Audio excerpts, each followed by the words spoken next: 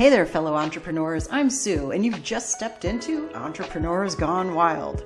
Every week, I'll introduce you to a friend of mine, a remarkable entrepreneur who's not just changing the world, but also harnessing a secret weapon, time outdoors.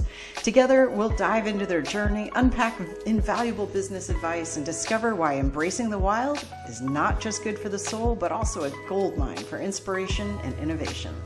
Ready to uncover the secret that's boosting bottom lines and fueling joy? Hit subscribe and join us in the wild.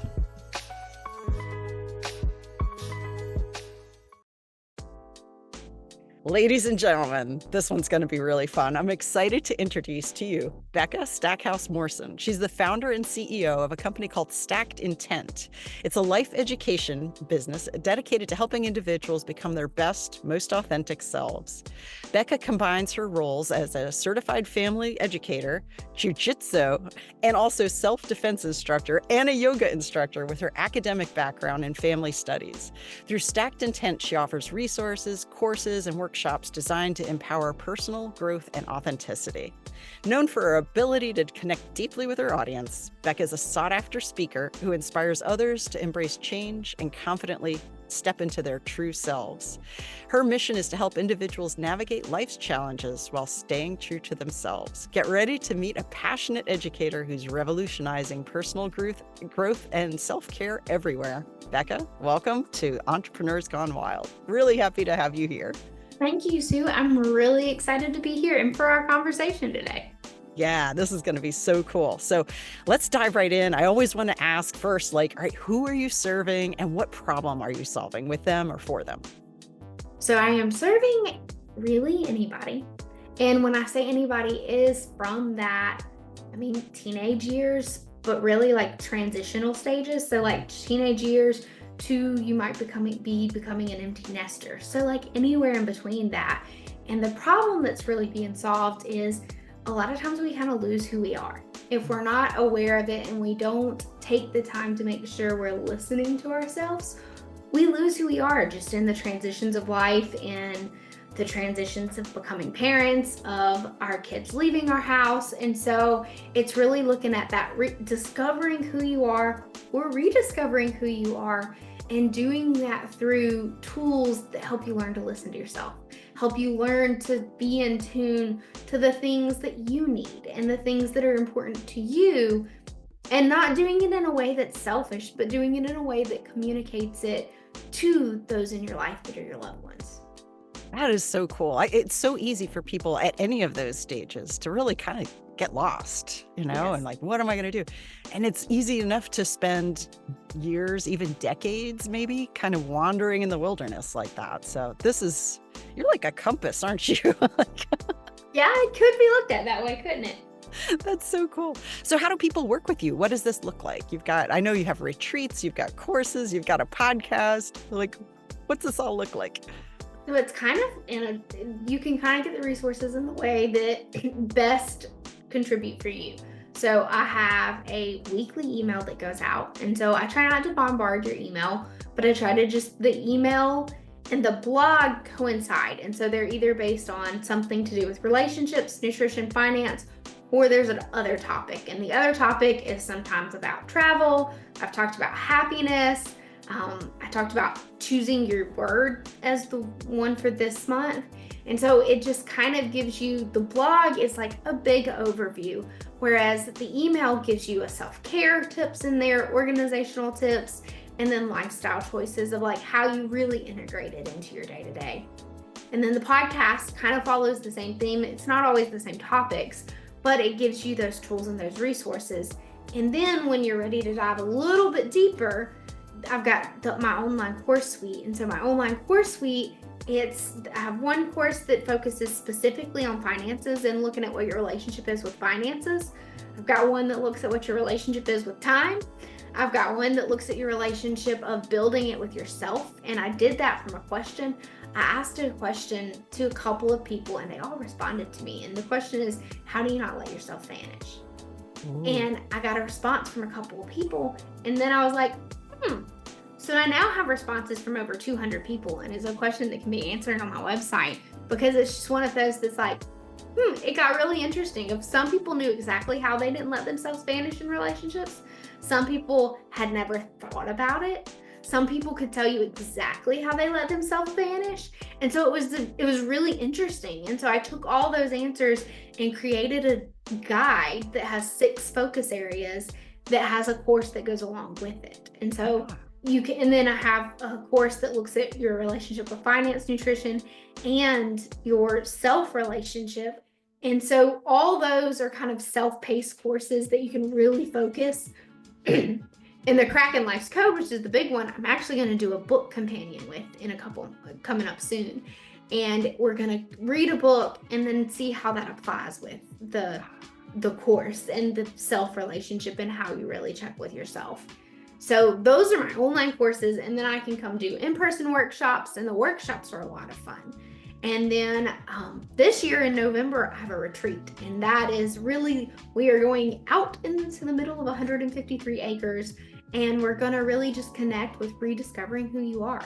So it's putting a pause in your chaos and going out into the middle of nothing in nature and really getting to connect with yourself, and then having the tools to do that. And so it's giving you, each of these give you different tools that really help you focus on the different aspect, whether it's a self-affirmation you're looking for, whether it's a relationship with money because you've always thought that budget was a bad word, or it's looking at what your personal growth you want it to look like.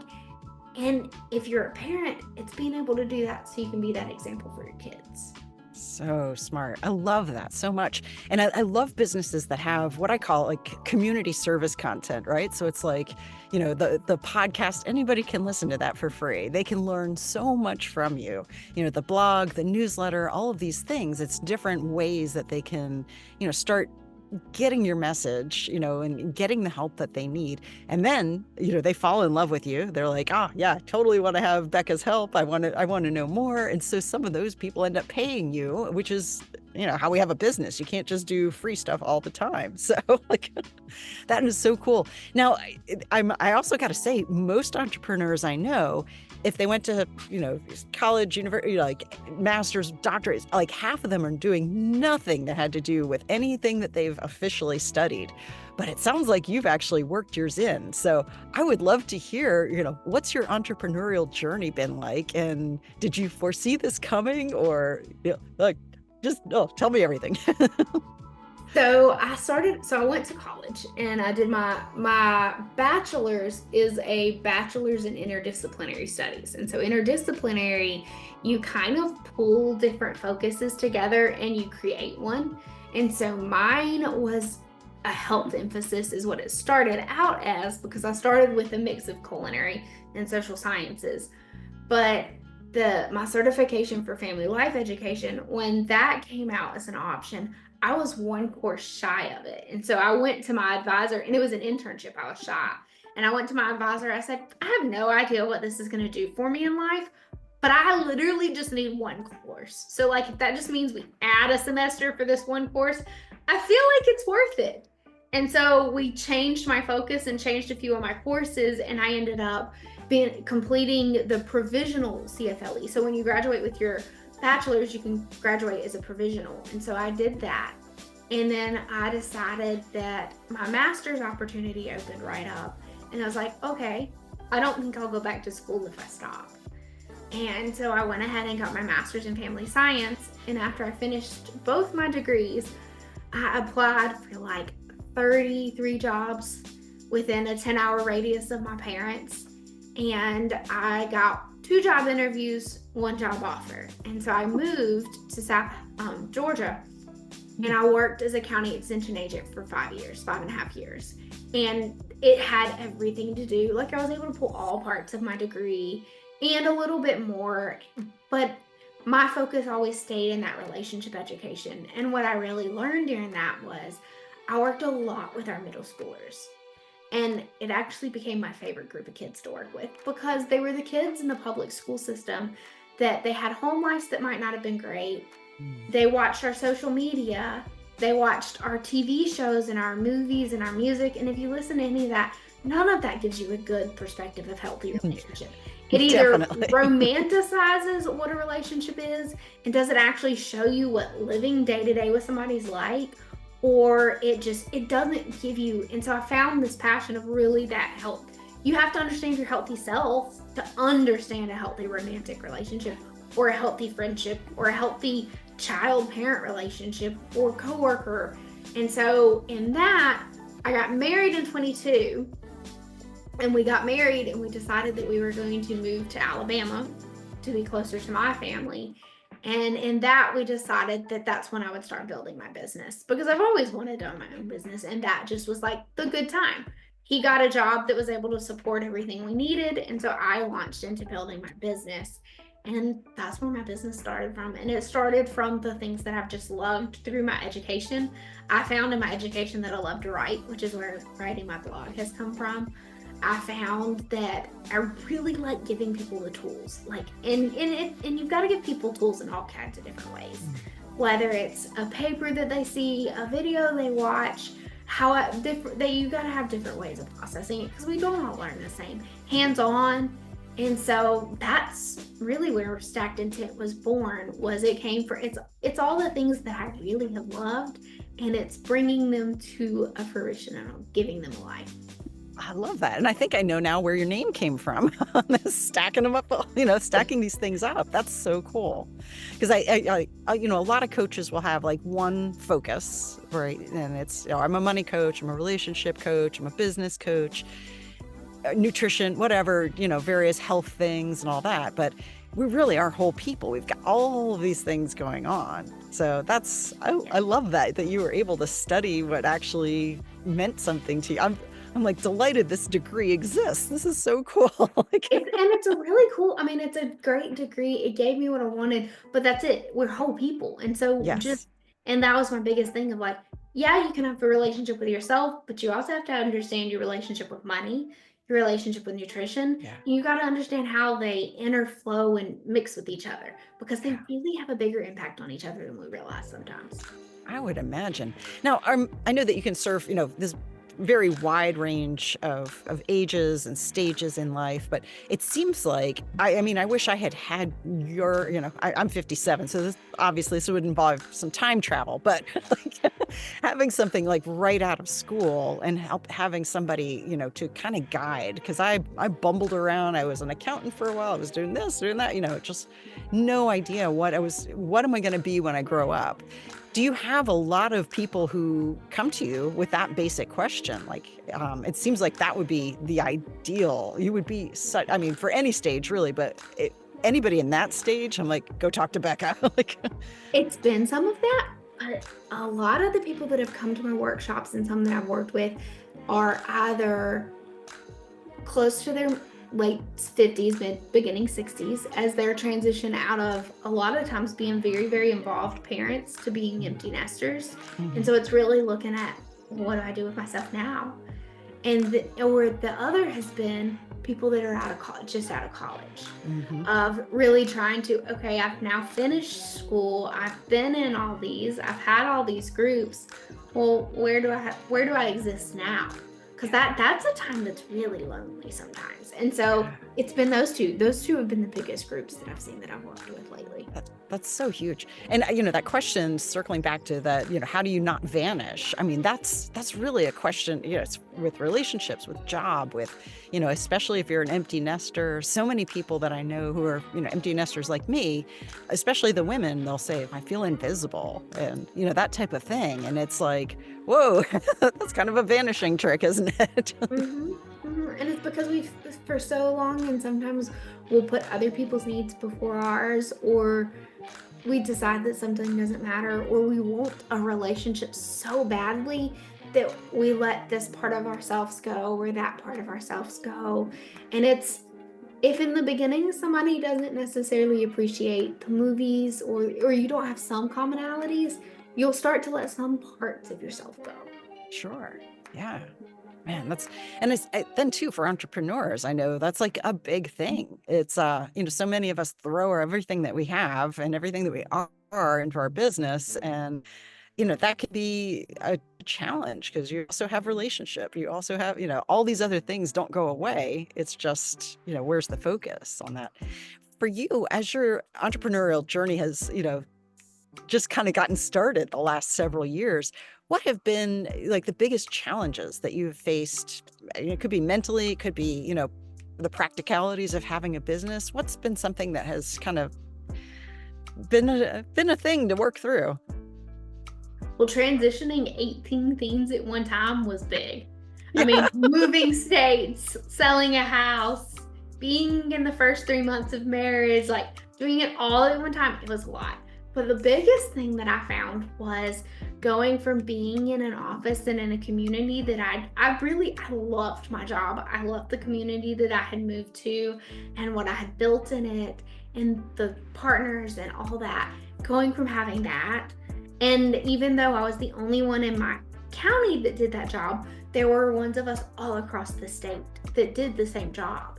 And so going from that to now I'm by myself, living 45 minutes from the closest really anything, only interacting with a few people every day.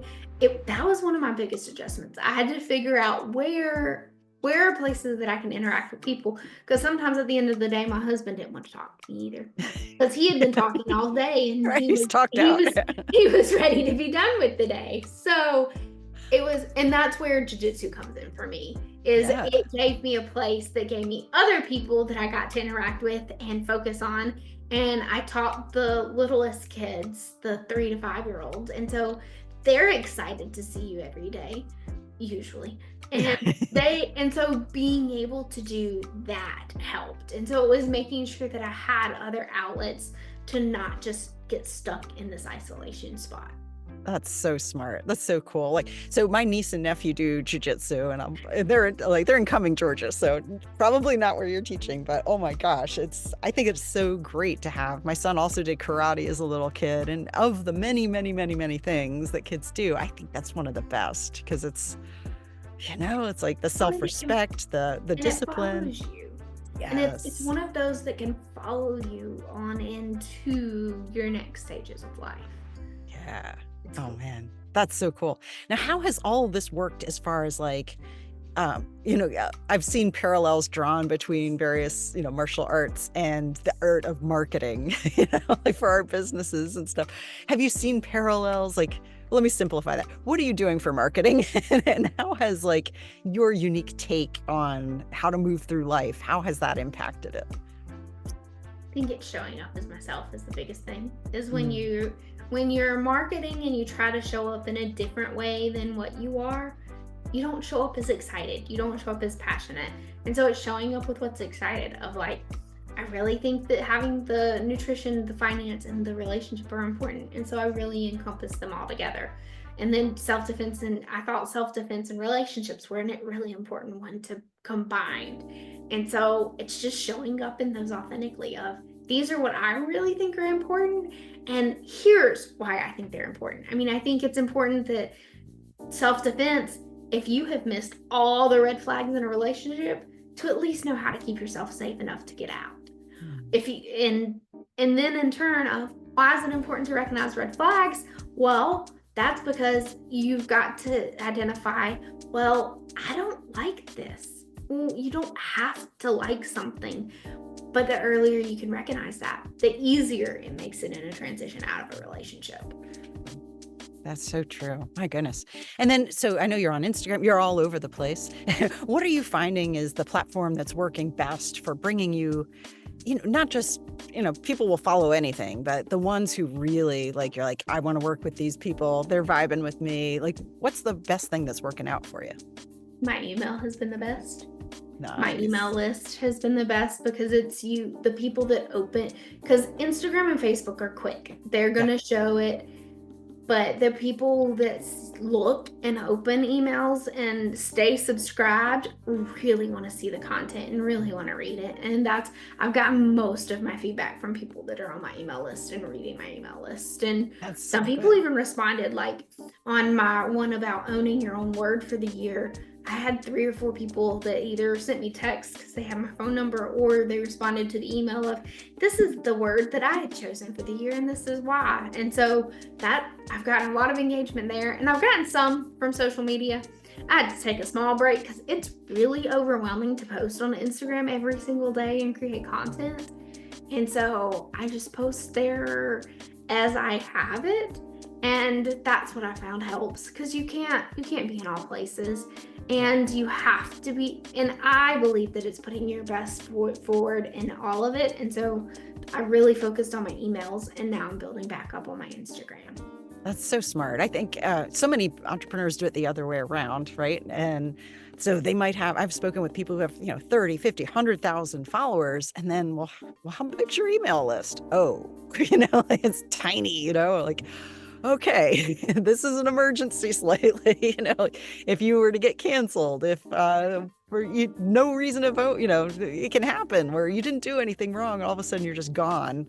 Or if the platform goes away, hello, TikTok, and then now what? So that's so smart. I think that's wise that you're building an asset that you own rather than a rented audience that you don't really have, there's no permanence there. So not have full control of it, and it can disappear for no reason at all. Something can vanish. Oh, and yeah. So that's what I found. And so I found that of having people subscribe, going to events live, and having people join my email list. So all kinds of ways like that.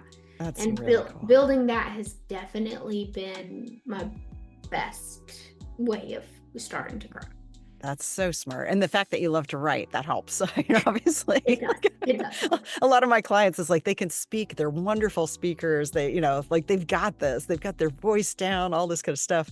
And you sit down to write and it's like, I think that like 5th grade English teacher is going, no, it's not good enough, or what. Well, I don't know what all happens, but it's very painful for a lot of people to write. So that's a wonderful thing that you've got a love for doing that.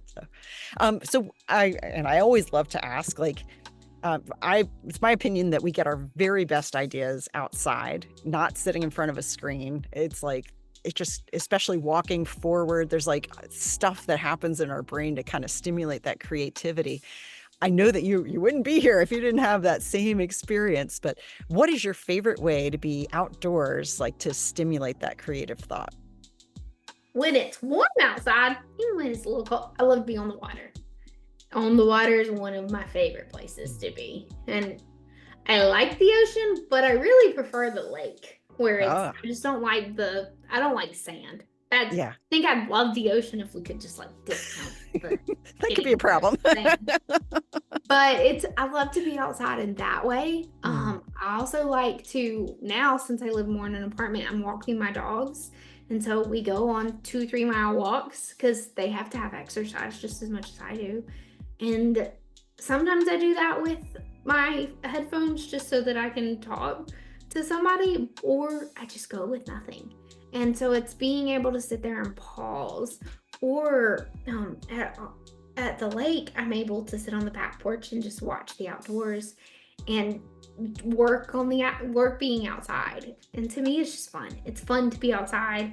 It's fun to be able to watch what nature does. Because I think sometimes we can pause and learn from nature, because they're genuinely just simply, you watch what deer do. They have the routines of what they do every day, or flowers have their season, or trees have their season. Your leaves come, your leaves fall away.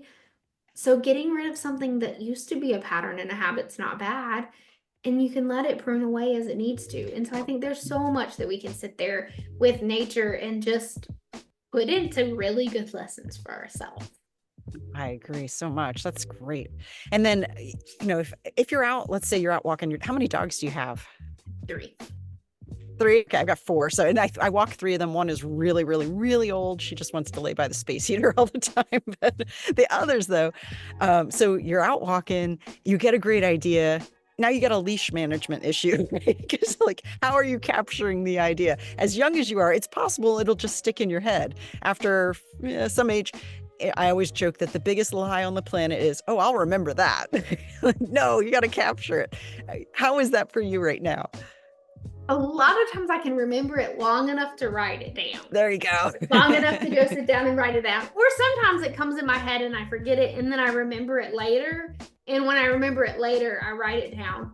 Or I also sometimes will open my email and there's 5 emails from myself. And it's because I've just Yes. written the idea and emailed myself the idea. That's a the lot of times that's how I keep up with it. If I can pause and send myself an email or a text, I just send it to myself, and then it comes up when I open my computer later, and I'm like, oh yeah, I'll write that in this section, so I remember it now. That's That's a lot great. of how Yeah, it goes. that's so good. Yeah, I mean, the worst thing is like to get this brilliant idea and then you're like, all I remember is I had a great idea. Like maybe something the gist of it, but no. Oh, that's so great. Oh my gosh. So what does it look like for what are you aiming at for the future? What do you want this business to become? I want this business just to become something that really helps individuals become the best and most authentic version of themselves so that they learn to love who they are, love their changes, but also learn how to communicate that. How you communicate, okay, I really want to be outside for a 30-minute walk. How does that work into my day to day? Because that it can be challenging depending on where you are in life. Whether, I mean, I have 3 dogs I have to walk, which means 2 are on a double leash and 1 walks by herself. And so it's how do you incorporate what are the things you love so that you love your everyday. And so really what I hope Stacked Intent becomes is that powerful resource to help people understand and be okay with getting themselves there. Be okay with what they need their life to look like so that they love every day. That's so great. I love that. All right, where can people find out more about you? So people can find me on Instagram and Facebook and Pinterest, all under Stacked Intent. And then my website is stackedintent.com. And so any of those places you can find the ways to contact me. I see Facebook is the only place I don't see messages great because of the way it's set up. But on Instagram and my email, I see those great. But those are the places you can contact me. And if you get on my email list, you get to see a lot of times what's coming first before I kind of start putting it on Instagram and social media. So that's where the deals happen first and the information gets released first. My retreat was released to my email list first. They had about 30 days to really kind of get to see it and sign up before I kind of pushed it other places. So my email list is a really good place to get on. And you can do that when you go to stackedintent.com. It's on my homepage on the top. Fantastic. I love that. Thank you so much for joining us. This is, I can't wait to see like what becomes of what you're creating. And it's just outstanding what you're doing in the world. The ripple effect that's going to create in families and communities. And that's huge. Thank you. I'm really glad to be a part.